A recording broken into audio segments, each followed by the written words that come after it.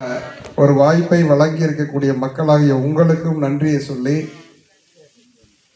இந்த வாய்ப்பை வழங்கிய முதலமைச்சருக்கும் அன்பார்ந்த வணக்கத்தை சொல்லி, இன்றைய தினம் நமது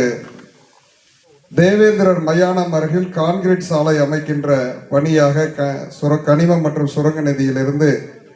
8,16,000 மதிப்பீட்டிலும் ஆறுமுக தேவர் முதல் கருமாரியம்மன் கோவில் வரை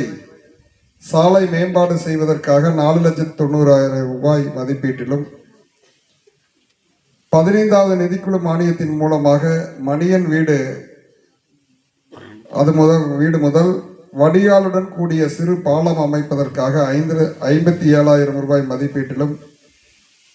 காளியண்ணன் வீடு முதல் வஞ்சியம்மன் கோவில் வரை பைப்லைன் விஸ்தரிப்பு செய்தல் மதிப்பீடு 1,90,000 மதிப்பீட்டிலும் மயில்சாமி வீடு முதல் மேல்நிலை நீர்த்தேக்க தொட்டி வரை பைப்லைன் விஸ்தரிப்பு செய்வதற்காக 1,48,000 ரூபாய் மதிப்பீட்டிலும் இந்த பணிகளை எல்லாம் இப்போது துவங்க வைக்க இருக்கின்றோம். இந்த இனிய தருணத்தில் பெருந்திரளாக கூடியிருக்கக்கூடிய தாய்மார்களுக்கும் மேடையில் வீட்டிற்கக்கூடிய மாவட்ட கழக செயலாளர் உள்ளிட்ட கழகத்துடைய முன்னோடிகளுக்கும் வரவேற்புரையாற்றிய ஊராட்சி மன்ற தலைவர் அண்ணன் ரத்தினசாமி அவர்களுக்கும் அவர் யார் பெயரையெல்லாம் உச்சரித்தார்களோ அவர்கள் அனைவரது பெயரையும் நானும் உச்சரித்ததாக சொல்லி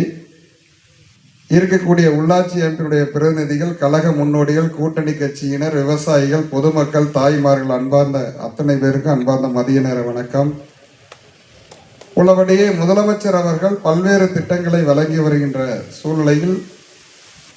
வெற்றி பெற்ற பின்பு நமது கிராமத்திற்கு மட்டும் இது 4வது முறையாக இங்கே வந்திருக்கின்றேன். கடந்த 5 மாத காலத்தில் நமது கோதவாடி கிராமத்திற்கு 4வது முறையாக இங்கே வருகை பெறுது இந்த திட்டப்பணிகளை துவக்கி வைப்பதிலே மகிழ்ச்சி அடைகின்றேன். எல்லா திட்டங்கள் என்னென்ன திட்டங்கள் கொடுத்து வருகிறார் என்பது உங்கள் அத்துணை பேருக்கும் தெரியும். ஒரே செய்தியை சொல்லி காலத்துடைய அருமை கருதி எனது உரையை நிறைவு செய்து கொள்கின்றேன்.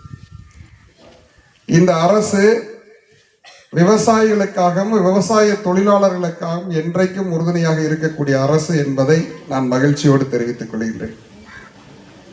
விவசாய தொழிலாளர்களுக்காக அதுவும் குறிப்பாக தாய்மார்களுக்காக அந்த சுய உதவி குழுக்களை 1989ஆம் ஆண்டு தலைவர் கலைஞர் ஐயாவுடைய காலத்தில் தொடங்கி இன்று வரை அது பல்வேறு வகையில் பரிணாம வளர்ச்சி பெற்று தாய்மார்கள் சுயமாக ஒரு தொழில் முனைவோர்களாக வளருவர் என்ற அளவிற்கு